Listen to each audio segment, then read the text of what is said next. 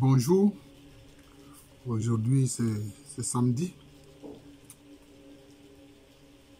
même si je n'ai pas de cours aujourd'hui, mais je travaille, je continue, je donne toujours des enseignements. Et ça, le professeur Alou. Alors, vous savez que j'ai commencé une série de vidéos sur les textes que les Nzema utilisent pour pleurer les défunts. Cette institution existe chez de nombreux peuples akans. Mais le peuple dont j'ai les textes, c'est le peuple Nzema. Alors ici, je vais parler de la façon dont les textes procèdent pour parler de ceux qui sont des captifs. Ceux qui sont des captifs ou des descendants des captifs.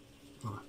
Je n'ai pas voulu utiliser le terme d'esclave parce que si on veut voir la définition de l'esclave, c'est quelqu'un qui est semblable, c'est un homme qu'on traite comme un meuble. C'est-à-dire qu'on lui dénie sa dignité humaine. Or, les Africains, même ceux qui étaient en captivité, on ne dénie pas leur dignité humaine. Et ils faisaient partie du lignage du maître. C'est pour ça que chez beaucoup de peuples en Afrique, notamment on le voit avec les Malinké, les Mandingues, les Soninké, ceux qui sont des captifs au sein de la famille, là, ils portent le nom de la famille, ils portent le nom de leur maître. Alors que chez les Caucasiens, ce n'est pas comme ça. Et puis chez les Africains, au bout de 8 générations, c'est fini, la servilité disparaît, notamment chez les Akans, c'était comme ça. Au bout de 8 générations, parce que le chiffre 8 était un chiffre assez important pour les Akans. C'était un chiffre, je pourrais dire un chiffre sacré. D'ailleurs, pour cela, le 8e enfant était appelé Nyamke, c'est-à-dire don de Dieu. Donc, à partir de la 8e génération, ceux qui descendent donc des captifs deviennent, c'est comme s'ils sont ennoblis, ils peuvent aller créer leur tabouret, leur siège ancestral. Alors, ils deviennent une famille, un lignage autonome. C'est comme ça. Alors que chez les Européens, chez les Caucasiens, et puis aussi chez les Arabes même, eux, ils écrasaient les testicules des Noirs, qui les esclavagisaient avec la traite négrière arabo-musulmane pour ne pas qu'ils aient des descendances. Bon, ça, c'est une autre affaire. Alors, donc, je vais présenter ici ce que dit le texte pour pleurer les captifs ou les descendants des captifs. Alors, donc, je lis d'abord en langue Nzema et puis je traduis. Akongbaniama, c'est-à-dire les gens seulement de la cour.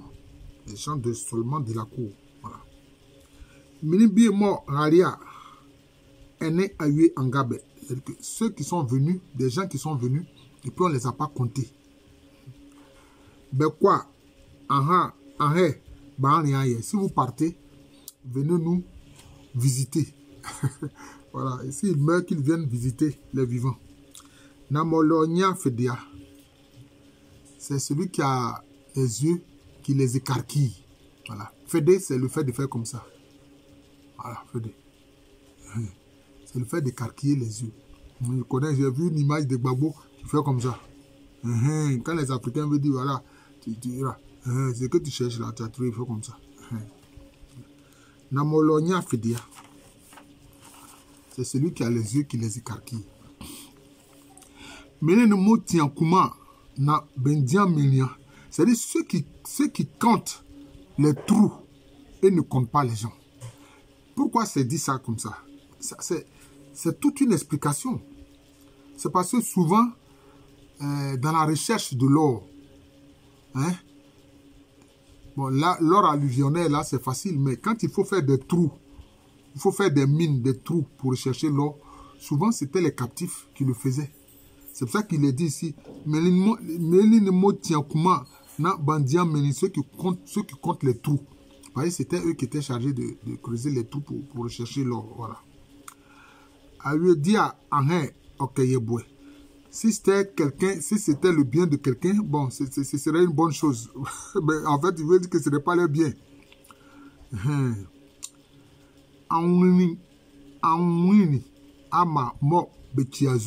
Il dit ces gens-là qui ont pour totem l'eau. Pourquoi ils disent ça? C'est parce qu'en général, dans le monde akan, beaucoup de captifs venaient des zones savanicoles. Voilà. Les zones savanicoles où, bon, on estime que il n'y a pas assez de cours d'eau, de lagunes, il n'y a pas d'océan comme on l'a dans le sud. Voilà. Moi, c'est-à-dire qui ne se baigne pas dans les eaux.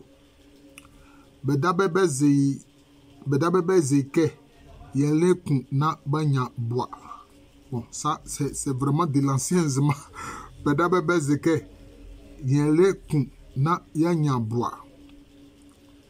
Bon, c'est un peu compliqué. Moi-même, j'ai du mal un peu à comprendre ça.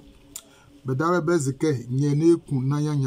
que eux-mêmes, ils savent que nous n'avons pas à tuer, mais nous avons un mouton. Nous avons des moutons. Vous voyez, nous avons des moutons. Parce que le problème, c'est quoi? Je pense que ça fait référence au fait que certains captifs, notamment ceux qu'on appelle les ahais ou achérés en langue tue, c'est-à-dire que les captifs récalcitrants, c'est ça qu'on appelle ahais. Les captifs récalcitrants, quand les personnages importants décédaient, les rois, les reines, etc., ils étaient sacrifiés. Ils étaient sacrifiés. Dit-on pour aller servir le roi ou la reine ou aller servir le personnage important dans l'au-delà. Je crois que c'est à ça que ça fait allusion.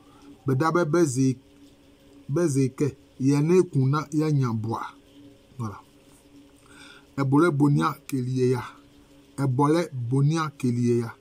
Bon, quelle création va le soutenir?